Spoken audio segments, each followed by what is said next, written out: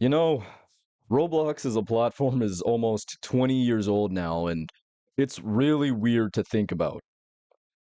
Ever since 2006, this platform has entertained millions upon millions of people and is unironically now one of the most popular game engines in the world, hanging with the big boys like Unity and Unreal Engine, despite being absolutely terrible. And over the almost 2 decade history of Roblox, numerous games have come and gone, with some lasting for days and others lasting for years, becoming a staple of Roblox as a platform. But recently, it seems as if the lifespan a game can be expected to have has shrunk dramatically, whether it be a result of the developers, usually scamming, or the community that plays it. The landscape of Roblox has never been more, how do I put it, dynamic.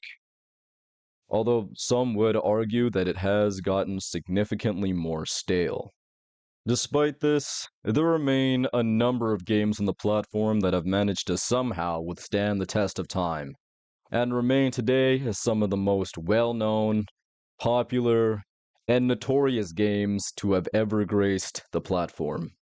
Although there are obvious examples like Blox Fruits, Adopt Me, Brookhaven, and other childish trash, most of those get their continued publicity from the fact that the majority of their player base are children, who are funneled to these games by colorful content creators. I say that like it's a slur. This isn't to say that all kids' games that still exist to this day are bad, as there are exceptions like Murder Mystery 2, which have actual fun and replayable gameplay, as long as you're not in a server with exploiters and teamers. But in all honesty, I don't play games like that very much, and you could probably assume that from the fact that I have a developed, non crayon eating brain. So today, I'll instead be talking about how games that are aimed at a more mature audience manage to retain a long time player base. Ugh, can I finally stop doing that voice now? Are they finally hooked on the video? Are they actually gonna watch it now? Oh, okay. Good. So anyway, when talking about games like this, the first one that comes to mind for me personally is Anime Battle Arena, also simply known as ABA. And if I had to think of a reason for this, I'd have to say it's literally just the fact that it's become a staple and a household name of the fighting game community on Roblox. And it actually does get a decent amount of updates, enough to retain players for an extremely long period of time. This can be seen in the fact that the game has existed since 2017 and even now sits at about 7K players. That's a lot longer than most games that are now long dead have ever existed. Even though people have begun to sort of doubt the quality of these updates, as they seem to be adding a bunch of characters that mechanically are very gimmicky, and although they do have really good visual effects, aren't that good to play. As long as you keep updating, people will come back anyway. Just ask Deepoken, man. And speaking of Deepoken, that's the next example that comes to mind for me. And although we've already talked about the fact that consistent updates will definitely help you with retaining a player base, there's also the added fact that Deepoken is extremely well known. And I mean, even off of the Roblox platform. I'll be talking to people like in real life, to actual people, like a lot of the people watching this video probably don't do. Yeah, I'll be talking to actual people and I'll hear like 15 or 16-year-olds in the background talking about Deepoken updated. The game is really well known at this point, and this is also aided by the fact that Deepoken is one of the highest quality games on the platform. Even though I hate on it a lot, and I know a lot of people who also hate on it a lot, you can't deny that the game is very well made. And both of these factors have definitely helped keep Deepoken alive for. Wait, how long has Deepoken been alive? Uh, yes, I just need to fact check this. Deepoken has existed for like almost 4 years now. That's that's scary. To me, that's very scary because I still remember playing like on the day of release. The fact that this game is now 4 years old is kind of terrifying. But anyway, there is genuinely no way we could talk about Deep Woken without talking about Monad Studios' other project, Rogue Lineage. And I genuinely don't know how Rogue Lineage is still alive today. Rogue Lineage has existed for a long time. I'm pretty sure almost as long as Anime Battle Arena. And the game can't be said to be as high quality as something like Deep Woken. So I genuinely could not tell you how the game has managed to stay alive. Besides the fact the community is filled with stubborn people who, for some reason, refuse to stop playing the game despite it not getting any good updates. AKA, they kind of like the combat and the feel of the game. And I understand the sentiment, but geez, we need to let that game die. We need to leave that game in the past.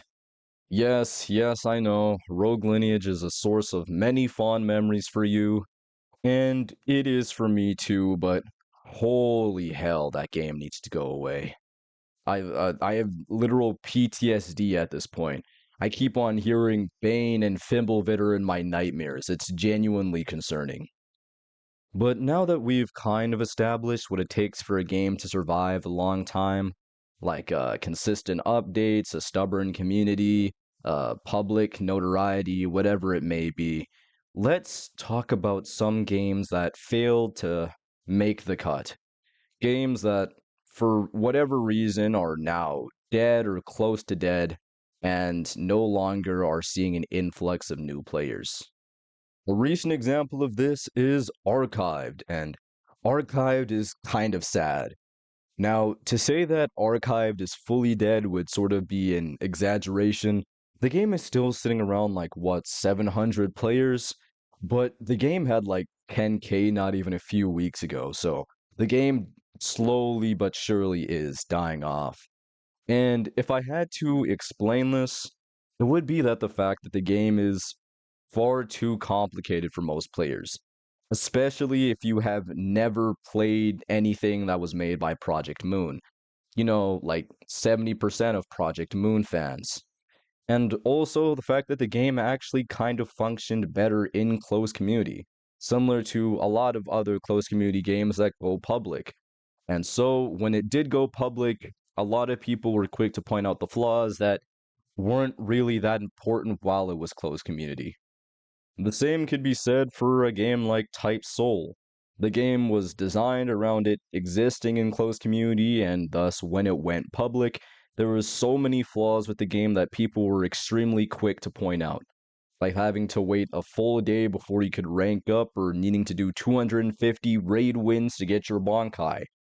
Holy hell, I hope that game never comes back. I don't care if they changed everything about it. I want that game dead and gone. I have so many bad memories of playing that game. I hate it. I hate it with a passion. But to get back on topic, another example would be Shellbound. And Shellbound is kind of different from the two examples I just mentioned in the fact that this game was designed to be public from the very beginning. But the game was too generic. That's the best way I can put it. Shellbound didn't really have anything super special about it. It was just a battleground magic game with no real overarching theme or media to tie to it. In addition, it didn't really market itself very well, which are the only valid reasons I could really give to how the game managed to die off so quickly. And then there are games that are just so bad they can't help but die. And yes, I'm looking at you, Realm Rampage. This game was basically just a bunch of assets taken from other games and put into one game. And it tried to copy Jujutsu shenanigans, and the only thing they really added on to the general formula was being able to grind on rails? Yeah, that game was never going to survive more than a week, let's be completely honest. But yeah. those are really the best reasons I could give for why some games live and some games die. Besides obvious reasons like games exit scamming or games just being generally really poor quality. Yeah, that's really all I can say. I'll see you all in the next one.